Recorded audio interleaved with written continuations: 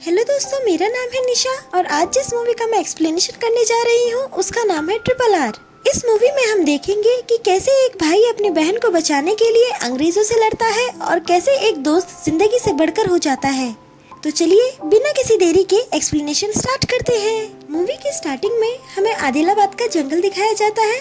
उस जंगल के अंदर एक आदिवासी लोगों का ट्राइब रहता है जिसे गौंड कहते हैं। इन्हीं लोगों के बीच एक छोटी बच्ची रहती है जिसका नाम है मल्ली। मल्ली बहुत ही ज्यादा टैलेंटेड है। वो बहुत ही सुंदर मेहंदी लगाती है और बहुत ही अच्छा गाना भी गाती है। आगे हमें दिखाते हैं कि स्कॉट, जो कि अंग्रेजों का लीडर है, वो जंगल से वापस आता है। स्कॉट की वाइफ मल्ली से मेहंदी लगवाती है और उसे मेहंदी के साथ साथ मल्ली भी बहुत पसंद आ जाती है। स्कॉट की वाइफ स्कॉट से बोलती है कि वो मल्ली को अपने साथ ले जाना चाहती है।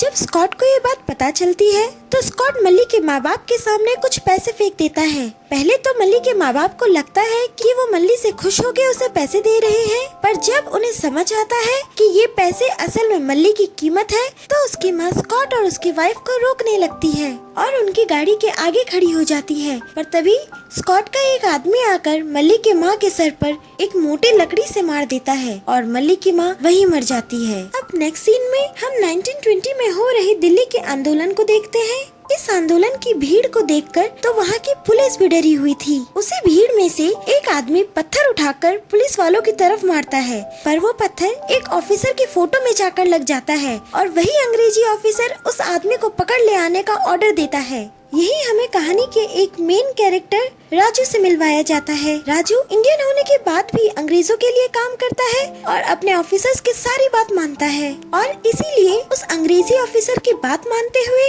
राजू भीड़ में कूद पड़ता है और सबसे लड़ते लड़ते उस आदमी को पकड़ कर ले आता है जिसने पत्थर फेंका था। नेक्स्ट सीन में हमें दिखाते हैं कि कुछ ऑफिसर्स का प्रमोशन हो रहा है, पर वो सारे अंग्रेज हैं। इतनी भीड़ से लड़ने के बाद भी राजू को प्रमोशन नहीं मिलता। राजू इससे बहुत अपसेट हो जाता है क्योंकि इतनी मेहनत और लॉयल्टी से जॉब करने के बावजूद भी उसे प्रमोशन नहीं मिलता है। फिर हमें एक अंग्रेजी दफ्तर दिखाया जाता है। एक इंडियन आदमी अंग्रेजी ऑफिसर को बताता है कि कुछ महीने पहले स्कॉट आदिलाबाद के एक जंगल से एक बच्ची को ले आया था। वो एक गौंड की बेटी है। वैसे तो ये गौंड लोग बहुत सीधे होते हैं, पर वो जब अपने पे आ जाते हैं तो वो किसी को नहीं छोड़ते और वो गौंड लोग अपने बच्ची को ले जाने जरूर आएंगे।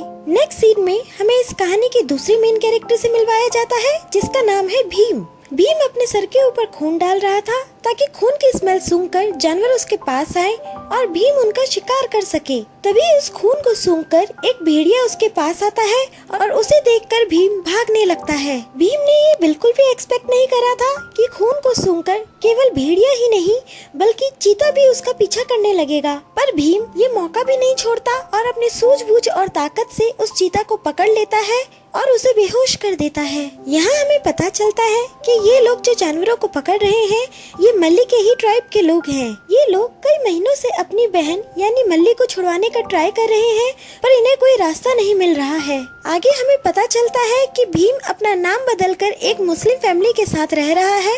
भीम ने अभी अपना नाम बदलकर अख्तर रखा हुआ है। दूसरी तरफ एक बड़े से हॉल में एक मीटिंग चल रही है जहाँ ये डिस्कशन हो रहा है कि मल्ली को लेने एक मिस्टीरियस आदमी आ रहा है और वो आदमी स्कॉट के लिए खतरा है। अब बात जनरल की थी, इसलिए वो इस बात को हल्के में नहीं ले सकते थे। स्कॉट की वाइफ ये अनाउंस करती है कि जो भी उस आदमी को पकड़ेगा वो उसे स्पेशल ऑफिसर की तरह अपॉइंट कर लेगी। राजू इस बात का फायदा उठाता है और खुद आगे बढ़कर ये काम पूरा करने का जिम्मा ले लेता है। नेक्स्ट सीन में राजू और उसके चाचा एक प्लान बनाते हैं जिससे वो उस मिस्टीरियस आदमी को पकड़ सके। दूसरी तरफ अख्तर यही सोचता रहता है कि वो मल्ली को बचाने के लिए अंग्रेजों के महल के अंदर कैसे जाए। तभी अख्तर और उसके साथी देखते हैं कि एक अंग्रेजी ऑफिसर एक गरीब आदमी को बहुत बुरी तरह मार रहा है, पर तभी वहाँ जेनी नाम की एक औरत आती है और उस गरीब आदमी को बचा लेती है। ये देखकर अख्तर और उसके साथी समझ जाते हैं कि अगर कोई उनकी हेल्प कर सकता है तो वो यही औरत है। यहाँ राजू और उसके चाचा अपने प्लान के अकॉर्डिंग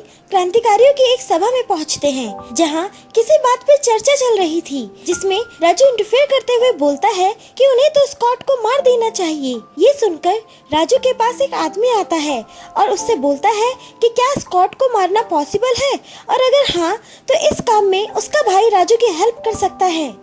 इतना बोलकर वो आदमी राजू को अपने साथ ले जाने लगता है। रास्ते में एक चेक पोस्ट पड़ता है जहाँ कुछ पुलिस वाले सबकी चेकिंग कर रहे होते हैं। राजू चुपके से एक पुलिस वाले को बताता है कि वो भी पुलिस वाला है और सीक्रेट मिशन पर है, पर तभी वो पुलिस वाला उसे सल्यूट कर देता है और वो आदमी समझ जाता है कि राजू सच में एक पुलिस ऑफिसर है और वो वहाँ से भाग जाता है। राजू उस आदमी का पीछा करता है पर वो आदमी भीड़ में कहीं घुस जाता है और राजू उसे नहीं पकड़ पाता। राजू उस आदमी की तलाश पर एक ब्रिज के ऊपर पहुंच जाता है और अख्तर ब्रिज के नीचे एक बच्चे को कुछ पैसे देकर मछली पकड़ने को कहता है, लेकिन तभी वहाँ अख्तर का एक आदमी आ जाता है जिसका पीछा राजू कर रहा था। वो आदमी अख्तर को सारी बात बताता है। वो बात कर ही रहे होते हैं कि ब्रिज से गुजर रही एक ट्रेन में आग लग जाती है। आग की वजह से ट्रेन का एक डिब्बा नदी में गिर जाता है जहाँ वही छोटा बच्चा मछली पकड़ रहा होता है जो कि अब फंस चुका था। अख्तर ये देखकर घबरा जाता है और वहाँ खड़े हर इंसान से हेल्प मांगता है पर कोई उसकी हेल्प नहीं करता। ये सब राजू ऊपर से देख रहा होता है, इसलिए वो अख्तर को ऊपर से देखकर हाथ हिलाता है और फिर दोनों स्ट्रेटेजी बनाते हैं और किसी तरह उस बच्चे को बचा लेते हैं। यहाँ से स्टार्ट होती है अख्तर और राजू की दोस्ती। कुछ टाइम गुजर जाता है और दोनों बहुत गहरे दोस्त बन जाते हैं, इतने गहरे कि वो एक दूसरे के लिए कुछ भी कर सकते थे। पर उन दोनों को एक दूसरे की असलियत पता नहीं थी। अख्तर और राजू दिन भर एक दूसरे के साथ घूमते रहते थे और राजू घूमते घूमते भी उसी आदमी को ढूंढ रहा था जिससे कि स्कॉट को खतरा है। एक दिन जेनी जब अपने घर से निकल रही होती है तो अख्तर उसे प्यार भरी नजरों से देख रहा होता है, जिसे देखकर राजू समझ जाता है कि अख्तर जेनी को पसंद करता है। इसलिए राजू एक प्लान बनाता है और जेनी की गाड़ी के आगे कुछ कील फेंक देता है जिससे जेनी की गाड़ी पंचर हो जाती है। अख्तर और राजू वही रोड के साइड में खड़े होते हैं। जेनी उनसे हेल्प मांगती है तो राजू बोलता है कि अख्तर जेनी को मार्केट ले जाएगा और राजू जेनी की गाड़ी ठीक करवा देगा। जेनी और अख्तर मार्केट पहुंच जाते हैं और कुछ टाइम साथ में बिताते हैं। दोनों एक दूसरे से बात करने की कोशिश करते हैं पर जेनी को हिंदी नहीं आती थी और अख्तर को इंग्लिश नहीं आती थी। तभी जेनी एक छोटी बच्ची की स्कर्ट पसंद करती है। अख्तर उसे बोलता है कि ये उसका साइज नहीं है, तो इस पर जेनी बोलती है कि ये उसके लिए नहीं बल्कि उनके महल में रह रही एक छोटी बच्ची यानी मल्ली के लिए है। मल्ली का नाम सुनते ही अख्तर बेचैन हो जाता है। अख्तर अपने हाथ से मल्ली के लिए कड़ा बनाता है जो कि एक मैसेज की तरह काम करता है। इसके बाद जेनी अख्तर को एक पार्टी का इनविटेशन देती है। दूसरी तरफ मल्ली उस कड़े को देखकर समझ जाती है कि वो कड़ा उसके भाई ने एज अ मैसेज भेजा है। जेनी से मिलने के बाद अख्तर राजू के पास आता है और उसे पार्टी का इनविटेशन दिखाता है। अख्तर और राजू पार्टी में जाने की तैयारी करने लगते हैं। दोनों पार्टी में एकदम सच धज के पहुंचते हैं और अख्तर जेनी के साथ डांस भी करता है। उन्हें साथ में डांस करता देख एक अंग्रेज बहुत जेलस फील कर रहा होता है। वो पैर अड़ाकर अख्तर को गिरा देता है और फिर उसकी बहुत इंसल्ट करता है। तभी राजू वहाँ आ जाता है और दोनों मिलकर डांस करने लगते हैं। अख्तर इतना डांस करता है कि पार्टी के बाद उसके पैरों में दर्द होने लगता है। इसके बाद जेनी अख्तर को अपने घर ले जाती है। जेनी के घर पहुंचकर अख्तर को कुछ बातें पता चलती हैं, जैसे महल में जाने के लिए 2 गेट हैं जो एक के बाद एक खुलते हैं। थोड़ी देर बैठने के बाद अख्तर जेनी से बोलता है कि उसे भूख लगी है। जेनी जैसे ही खाना लेने बाहर जाती है अख्तर मल्ली को ढूंढने लगता है और ढूंढते ढूंढते मल्ली तक पहुंच ही जाता है जहां मल्ली को उन अंग्रेजों ने एक कमरे में बंद करके रखा हुआ था। अख्तर मल्ली को प्रॉमिस करता है कि वो मल्ली को लेने जरूर आएगा। वहीं दूसरी तरफ राजू उस इंसान को ढूंढ ही लेता है जो उसे स्कॉट को मारने वाले इंसान तक ले जाएगा। राजू उसे बहुत टॉर्चर करता है पर वो आदमी राजू की कोई हेल्प नहीं करता। इवन रात में वो आदमी एक चाल चलता है और राजू को एक ऐसे सांप से कटवा देता है जिसका जहर काटना बहुत मुश्किल है और राजू उस जहर से 24 घंटे में मर सकता है। उसी रात अख्तर और उसके साथी मल्ली को वापस लाने का प्लान कर रहे होते हैं। तभी राजू वहाँ आ जाता है और अख्तर राजू को देखकर समझ जाता है कि उसे सांप ने काटा है। अख्तर तुरंत ही राजू का इलाज शुरू कर देता है पर राजू पे कोई असर नहीं होता क्योंकि जहर पूरी बॉडी में फैल रहा था। इसलिए अख्तर अपने गले से रक्षा धागा निकाल कर राजू को पहना देता है। वो धागा देखकर राजू को समझ आ जाता है कि अख्तर वही इंसान है जिसकी राजू को तलाश थी, क्योंकि ये रक्षा धागा उस आदमी के गले में भी था जिसे राजू ने पकड़ा हुआ था। अख्तर राजू को बोलता है कि जहर कल सुबह तक उतर जाएगा और वो बिल्कुल ठीक हो जाएगा। अख्तर राजू को अपनी सारी सच्चाई बताता है कि उसका नाम अख्तर नहीं भीम है और वो यहाँ अपनी बहन मल्ली को बचाने आया है। अख्तर ये बोलता है कि वो राजू से कभी भी कोई सच्चाई छुपाना नहीं चाहता था, पर उसे डर था कि उसका सबसे अच्छा दोस्त कहीं मुसीबत में न पड़ जाए। इतना बोलकर अख्तर वहाँ से चला जाता है। यहाँ अंग्रेजों के महल में एक बहुत बड़ी दावत चल रही थी, क्योंकि स्कॉट कहीं से वापस आ रहा था। पर तभी भीम यानी अख्तर और उसके दोस्त एक ट्रक लेके वहाँ आ जाते हैं, जिसके अंदर बहुत से जानवर होते हैं। ये जानवर वही थे जिन्हें भीम और उसके दोस्तों ने जंगल से पकड़ा था। भीम और वो जानवर सबको मारने लगते हैं। तभी राजू वहाँ पुलिस की वर्दी में आ जाता है। भीम राजू को ऐसे देखकर शॉक हो जाता है। राजू भीम को सरेंडर करने को कहता है, पर भीम साफ मना कर देता है, जिसके बाद उन दोनों में फाइट शुरू हो जाती है और एंड में राजू भीम को पकड़ ही लेता है। नेक्स्ट सीन में हम देखते हैं कि राजू को स्पेशल ऑफिसर बना दिया गया है और वो निशाना लगाने की प्रैक्टिस कर रहा है। तभी कहानी पास्ट में जाती है, जहां हमें वेंकट राजू रामाराव नाम के एक आदमी को दिखाया जाता है, जो कुछ गांव वालों को बंदूक चलाना सिखा रहा था।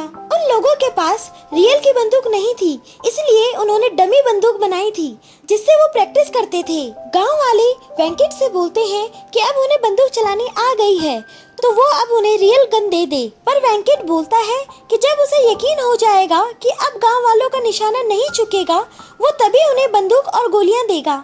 वेंकट बोलता है कि उसे एक एक गोली की कीमत एक अंग्रेज ने बताई थी। यह कहानी और फ्लैशबैक में जाती है। उस समय वेंकट अंग्रेजों की फौज में काम करता था। अंग्रेज एक इंडियन आदमी को पनिशमेंट दे रहे थे, पर वो अंग्रेज उस आदमी को गोली से नहीं बल्कि हथौड़े से मारते हैं, क्योंकि उनकी नजर में उस इंडियन आदमी से ज्यादा गोली की कीमत थी। इस चीज को देखकर वेंकट को गुस्सा आ जाता है और वो नौकरी छोड़कर गांव वापस आ जाता है। वो अपने साथ सिर्फ एक बंदूक और कुछ गोलियां लेके आया था। वेंकट के घर में 4 लोग थे, 2 बेटे और उसकी वाइफ। वेंकट सबको ही क्रांतिकारी बनाना चाहता था। वेंकट की जिंदगी का बस एक ही मकसद था कि वो सारे गांव वालों के हाथ में बंदूक दे सके, ताकि वो सब अंग्रेजों से लड़ सके। अगले दिन प्रैक्टिस के दौरान वेंकट देखता है कि उसके बेटे के कंधे पे एक निशान है। पूछने पे पता चलता है कि रात को वेंकट के बेटे ने उसकी बंदूक लेकर गोली चलाई थी। वेंकट अपने बेटे को डांटने लगता है। तभी वेंकट के बेटे की दोस्त यानी सीता वहाँ आ जाती है और बताती है कि वो बंदूक सीता ने ही उसे दी थी। सीता वेंकट को बताती है कि उसके बेटे का निशाना बहुत अच्छा है। वो वेंकट को उसी जगह लेके जाती है जहाँ उसके बेटे ने गोली चलाई थी। वेंकट ये देख के दंग रह जाता है कि उसके बेटे का निशाना कितना अच्छा और पक्का है। वेंकट गांव आके सबको बता ही रहा होता है, तभी अंग्रेज गांव पर अटैक कर देते हैं। वेंकट उन अंग्रेजों से अकेले ही लड़ने लगता है, पर गोलीबारी में वेंकट के हाथ में चोट लग जाती है। तब वेंकट का बेटा बंदूक संभालता है और वो इस तरह गोली चलाता है कि अंग्रेजों को दुम दबाकर भागना पड़ता है। कहानी प्रेजेंट टाइम में शिफ्ट होती है। राजू सीता को लेटर लिख रहा होता है कि वो अपनी मंजिल के बहुत करीब है, पर उसने इसकी बहुत बड़ी कीमत चुकाई है। राजू को अपना मकसद पूरा करने के लिए अपने सबसे अच्छे दोस्त को धोखा देना पड़ा। अगले दिन राजू स्कॉट के पास जाता है तो स्कॉट उसे भीम को सबके सामने सजा देने के लिए कहता है।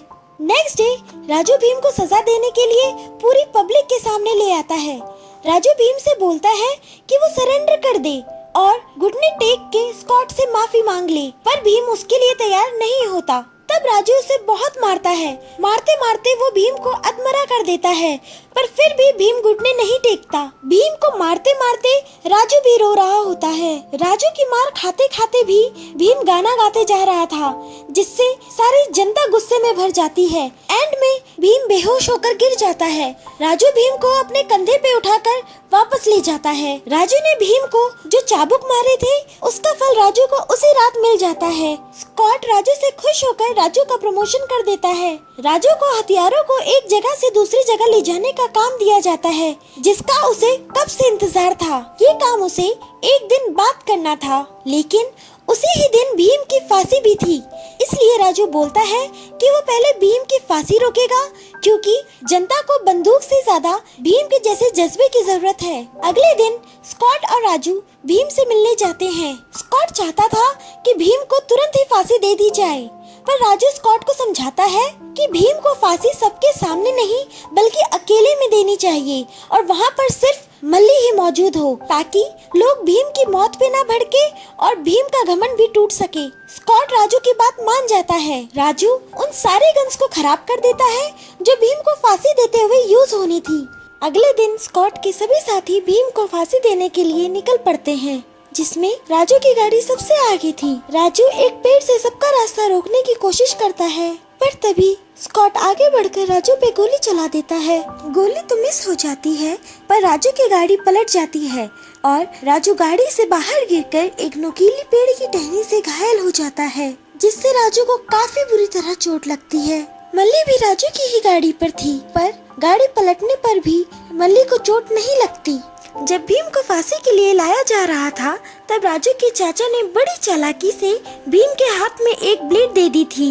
भीम उस ब्लेड से अपने हाथ की रस्सी काटता है और फिर फ्री होने के बाद सारे अंग्रेजों की खूब पिटाई करता है। मल्ली जब जंगल के रास्ते से भागते हुए भीम की तरफ आ रही थी, तो राजू पीछे से सारे अंग्रेजों को मारते हुए आ रहा था, जो मल्ली ने नोटिस नहीं किया था। जब मल्ली भीम के नजदीक आने वाली होती है, तो राजू देखता है कि एक अंग्रेज छुपकर मल्ली पर निशाना लगा रहा है। इसलिए राजू मल्ली की साइड से उस अंग्रेज पर निशाना लगाता है और उसे मार देता है। यहाँ भीम को लगता है कि राजू मल्ली को मारना चाहता था, इसलिए वो राजू के सर पर बहुत तेज वार करता है, जिससे राजू गिर जाता है और भीम मल्ली को लेकर वहाँ से निकल जाता है। इसके बाद राजू को गिरफ्तार कर लिया जाता है।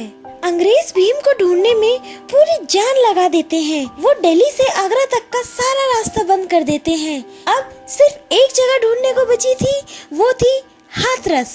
अंग्रेज अब हाथरस पहुंचते हैं और वहां भी छानबीन करने लगते हैं। कुछ महीनों बाद राजू को दिखाया जाता है, जो बहुत ही खराब हालत में है। राजू के पैर में अंग्रेजों ने बहुत मारा है, जिस कारण वो चल भी नहीं सकता। अंग्रेज राजू को सबक सिखाने के लिए उसे अंडरग्राउंड वाली काल कोठरी में बंद कर देते हैं। वहीं दूसरी तरफ अब अंग्रेजी पुलिस वालों को भीम और उसके साथियों के ठिकाने का अनुमान लग गया था।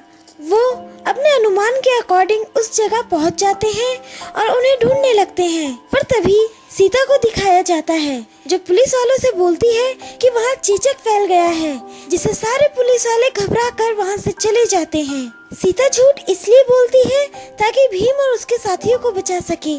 जब भीम सीता से पूछता है कि वो कौन है और वहाँ क्यों आई है, तो सीता बताती है कि वो राम को लेने आई है, जो अंग्रेजों की पुलिस में काम करता है, पर सच में वो एक क्रांतिकारी है। और सीता बताती है कि राम ने यानी राजू ने सीता को एक खत भेजा था, जिसमें उसने लिखा था कि राजू ने अपने सबसे अच्छे दोस्त को धोखा दिया है, पर वो अपने दोस्त को आजाद जरूर कराएगा। फिर सीता फ्लैशबैक की पूरी स्टोरी सुनाती है कि कैसे अंग्रेजों के उनके गाँव पे अटैक करने के बाद वेंकट के पास एक ही गोली बची थी और उसने उस एक गोली से सारे अंग्रेजों को मारने के लिए अपने शरीर पर बम लगाए और राजू को उसे शूट करने के लिए बोला। अपने पिता की बात मानते हुए राजू वेंकट को शूट कर देता है और वेंकट के साथ सभी अंग्रेजी ऑफिसर मर जाते हैं। राजू की माँ और छोटा भाई भी उस हादसे में मर जाते हैं। ये सब सुनने के बाद भीम बहुत ज्यादा इमोशनल हो जाता है। सीता बताती है कि उसके पास ब्रिटिश सरकार की तरफ से एक लेटर भी आया है, जिसके अकॉर्डिंग राजू को फांसी दी जाएगी। भीम सीता से वादा करता है कि वो राम को सीता से मिलवा कर ही रहेगा। भीम अंग्रेज सरकार की जेल में पहुंचता है और राजू को छुड़वा देता है। जेल के ऑफिसर से लड़ते लड़ते भीम और राजू किसी तरह वहां से निकलते हैं और एक भगवान राम के मंदिर में जा पहुंचते हैं। वहां भीम राजू को राम भगवान के सारे कपड़े पहना देता है। इसके बाद राजू बिल्कुल भगवान राम जैसे और भीम बिल्कुल महाभारत के भीम की तरह अंग्रेजों से लड़कर उन्हें खत्म कर देते हैं। फिर ये स्कॉट के महल पहुंचते हैं, जहां स्कॉट इन पर तोप से हमला कराता है, तो राजू और भीम जलती हुई बाइक स्कॉट के महल में फेंक देते हैं। वो बाइक सीधे उस कमरे में जाती है जहाँ बहुत सारे बॉम्ब रखे होते हैं, जिस कारण वहाँ बहुत बड़ा धमाका होता है। एंड में भीम स्कॉट को भी मार देता है। इसके बाद भीम राजू और सीता को मिलवा देता है और कहानी यहीं खत्म हो जाती है।